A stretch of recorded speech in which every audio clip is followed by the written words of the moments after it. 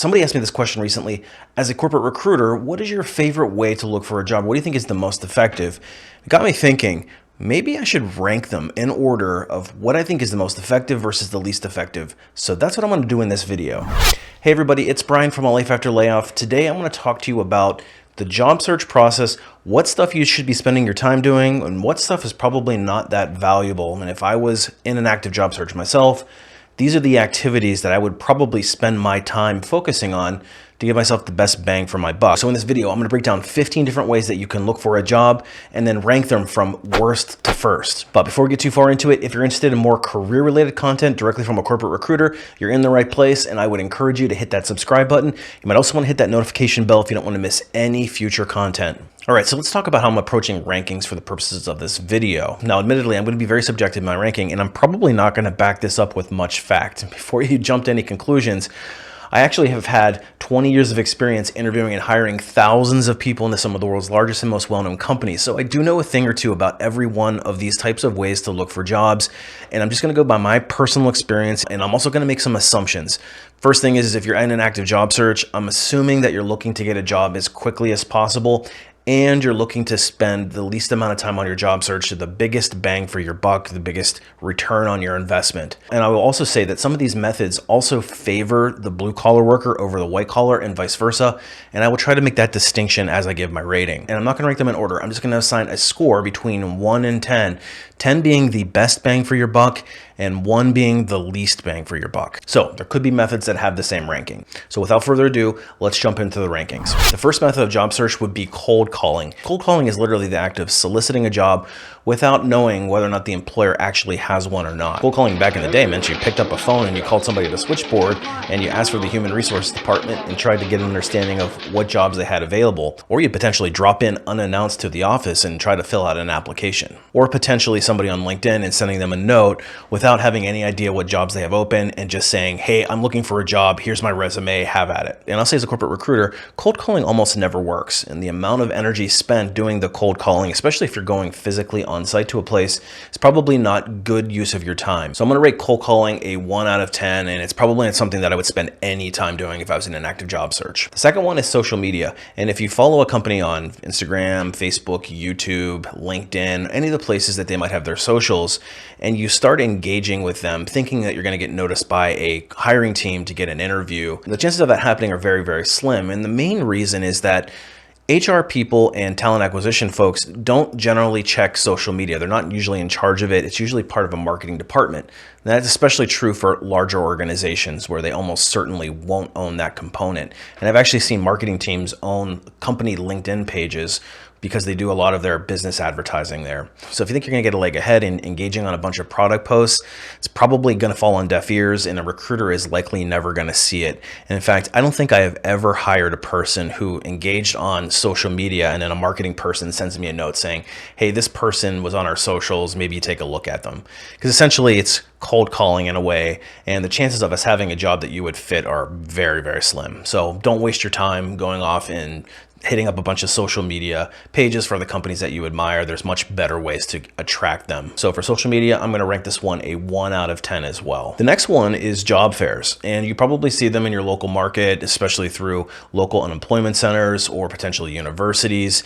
And a lot of times they'll be catered towards a specific genre of job. And in general, I think that a job fair can be effective, and I've actually hired people from job fairs before.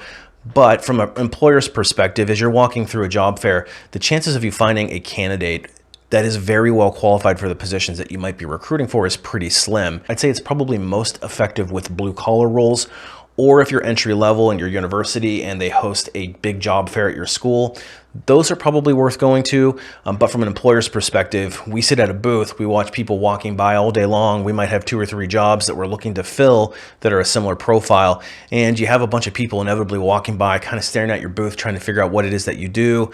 You talk to them for a little while, and out of an entire day of standing at a booth, maybe I walk away with 1 or 2 resumes that I'm particularly excited for. But the thing is if they're good, and we might have a potential role that we'd be interested in interviewing them for, they're also getting solicited by that employer, employer, that employer, and that employer.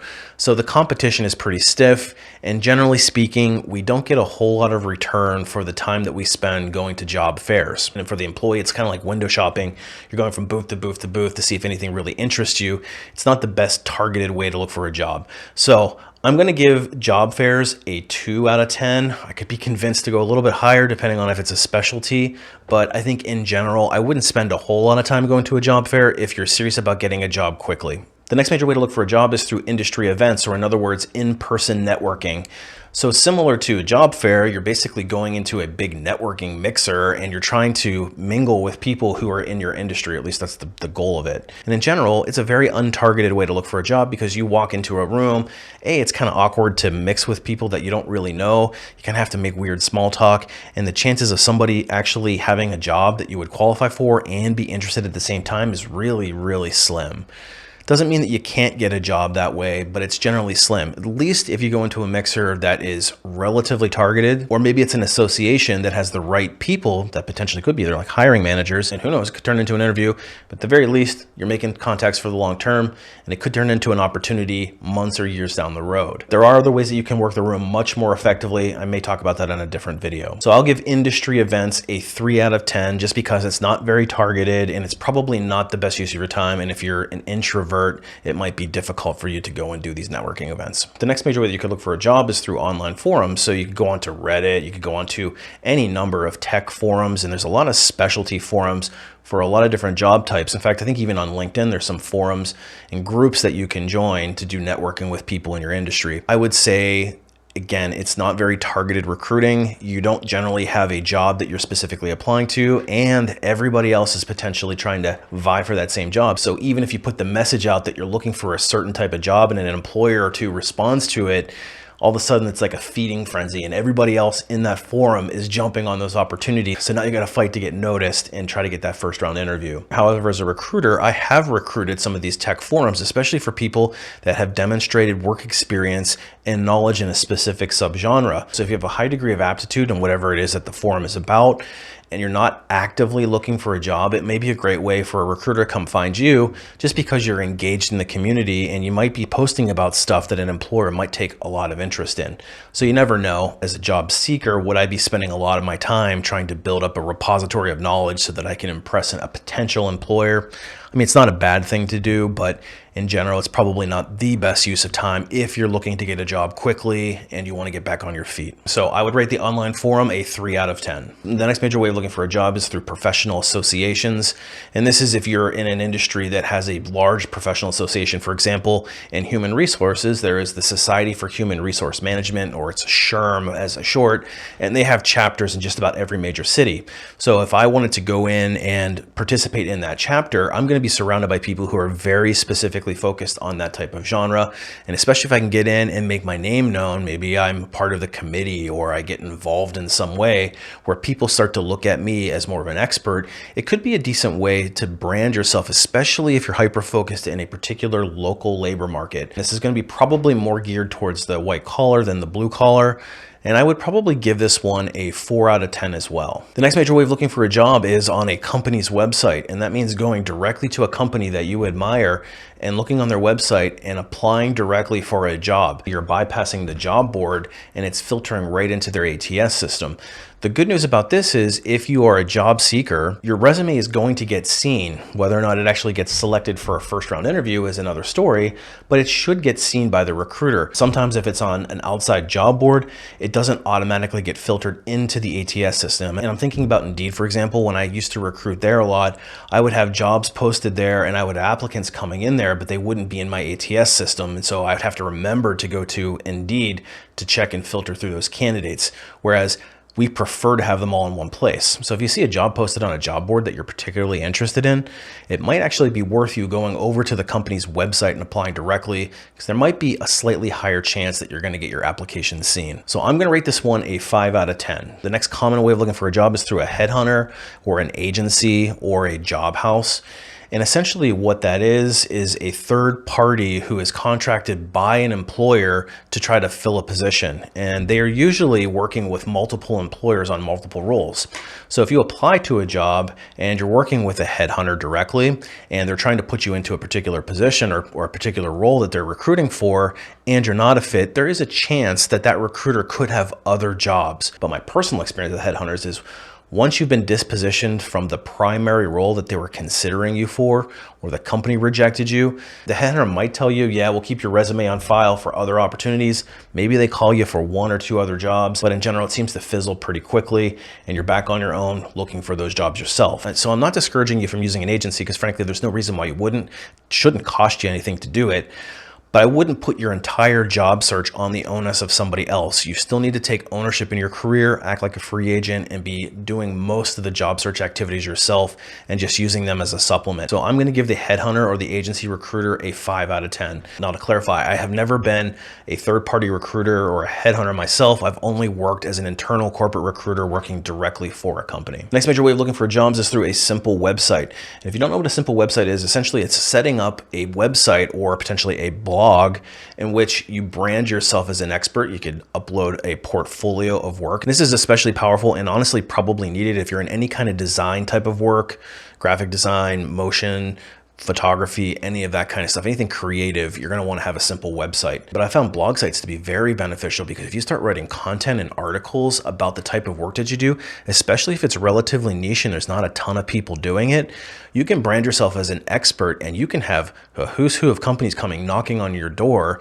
because you're putting out all this very targeted information and they think that you're an expert to begin with. Now, I'm going to rate this one a 5 out of 10 because it does take more effort to set one of these up, although it's surprisingly easy to set up a portfolio site. I will leave a link on how to do that somewhere in the description of this video, but don't expect immediate results. This obviously could be a longer game. The next way is probably the most common way for people to look for jobs, and that's through a job board. So you go onto LinkedIn or Indeed or some other place, you see an active job posting, you put together a resume and you send it out. The problem with this one is that you're competing with a lot of other people and you don't know how you stack up against the competition. And it can be kind of discouraging when you discover a posting that says that 1,000 other people have applied to that same job before you and you wonder if it's even worth it or not. And you have to remember that not only are employers getting their candidates through these job postings, but they're also using all these other methods to try to source the right candidates. So you potentially have an even bigger pool than you might realize. Now, doesn't mean that every job that I post is getting a ton of candidates because there are some jobs where I get almost none.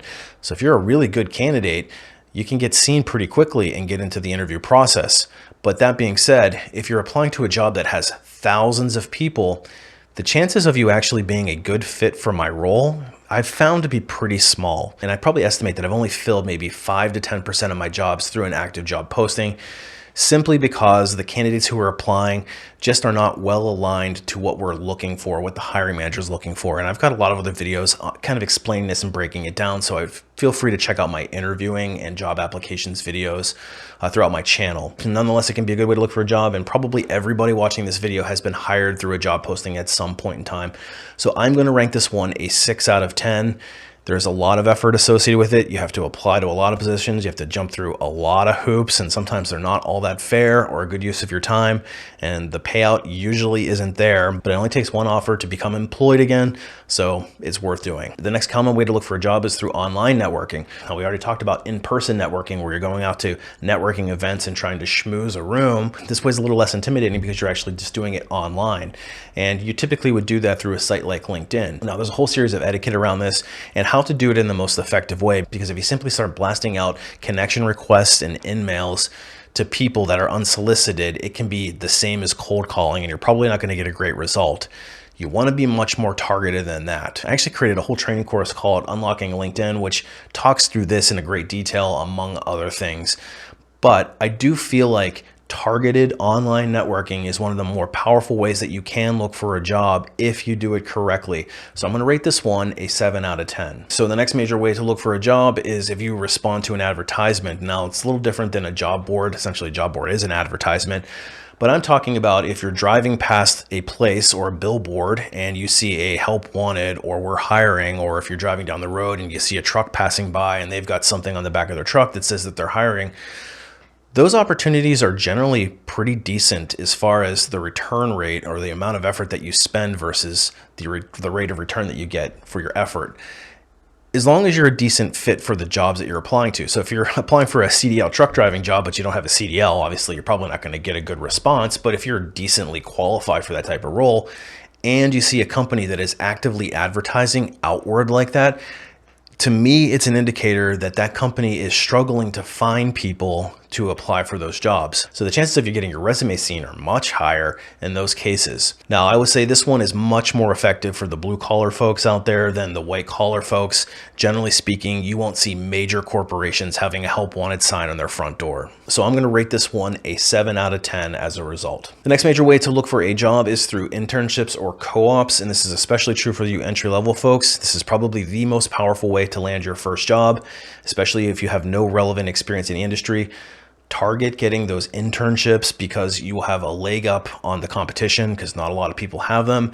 And more importantly, you're going to have a foot in the door of that organization. You're already going to probably know the hiring manager and you're already going to have goodwill with that employer, assuming that you did decent work. Target those internships and networks. I'm absolutely going to recommend this one as a 7 out of 10. The next common way to look for a job is through industry contacts. And this one is going to be a very powerful way to get your foot in the door. Now, this takes networking to a whole new level. If you've worked with somebody directly in the past and they're at the same peer group you do, or even better, if there's somebody that's 1 step or 2 steps above you and you had a good working relationship with them, maybe it's a former boss or a former close colleague who went to another organization, they could potentially pull you along with them. And I can't tell you how many times I've had this experience, and frankly, you probably do too.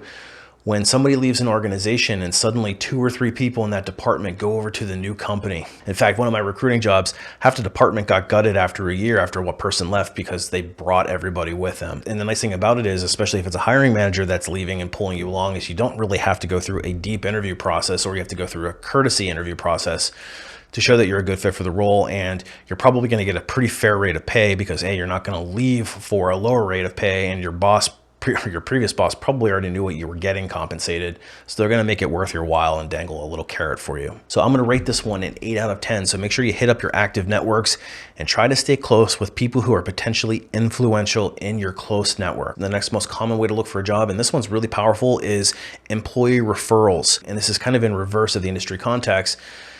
If somebody's working actively for a job that you're interested in, you know them, reach out to them and try to get that referral, because they're going to get a bonus, most likely, and you're going to get right into the interview process. And employer referrals almost always get preference over externals. And I would say the only other type of candidate that gets a higher preference than an employer referral is an internal applicant. And obviously you can't control that as an external job seeker, but if you know somebody that's working at a company and you can get in as an employer referral, it is definitely worth you spending your time trying to groom those networks so that you can try to get that leg up on the competition and skip to the front of the line. So I'm going to rate employee referrals as an 8 out of 10, absolutely worth it. Which leads us to the last major way that you can look for a job. And this one's my personal favorite because this is how most recruiters, and I'm talking probably 80% or more, are filling their jobs. It's through outbound sourcing. And what is outbound sourcing? That's a recruiter going out into the market and trying to find the right candidates. They're searching for people who fit the profile very closely of what their hiring manager is looking for in that department. Now, I'll say this one is a little tricky because you can't necessarily know what a recruiter might be looking for. However, you can set yourself up to be discoverable for the kinds of jobs that you would want to. The best part is if they come and find you, they're going to pull you right to the front of the line, and you won't have to go through an entire application process hoping that somebody notices you. You've already been noticed. That's where a good recruiter is spending most of their time, perusing LinkedIn and other places to try to find some of these candidates. So if you can get recruiters to start discovering you, you'll be in much better shape than the average job seeker. So I'm going to rate this one a 10 out of 10, and understanding how recruiters recruit people is absolutely the single best thing that you can do for your active job search, is to make yourself discoverable. Okay, so there you have it. If it was me and I wanted to put together my active job search, I'm absolutely working on my discoverability. I'm working on my LinkedIn game and trying to network with the right people. Of course, I'm hitting up any of my industry contacts and trying to be an employer referral, and I'm doing my networking. Of course, you're going to sprinkle in some of those job boards because you can't have an active job search without applying to a few positions. So hopefully this was helpful, and it peels back the curtain a little bit on recruiting and how recruiters look at the recruiting process, and more importantly, how to maximize your results by spending time and energy on the things that are actually going to produce fruit for you. But if you need more help on your job search, that is exactly what I specialize in. I do have a website called alifeafterlayoff.com, and it teaches you a lot of the stuff that I talked about in this video. So you can go over to my website and check it out there. There's a lot of free resources, articles, etc. But if you do need some more specialized help, I do offer some private one-on-one coaching sessions. And I give my deepest and most intimate knowledge in the form of some training courses. The first one is Resume Rocketfuel. But if you want people like me, the recruiter, to notice you, you need to have an airtight resume. And Resume Rocketfuel is going to teach you how to do that. Because once you get into that first round interview, then you need to sell yourself throughout the rest of the process so you can land that offer. And that's where the ultimate job seeker bootcamp is. Think of it as job interview training. It's going to take you through each step of that interview process, ultimately how to negotiate the offer and get to that finish line. And of course, I talked about unlocking LinkedIn already. So lots of resources there. My goal is to help you speed up your job search and get back into the market as quickly as you can. Appreciate you watching, and as always, we'll see you on the next one.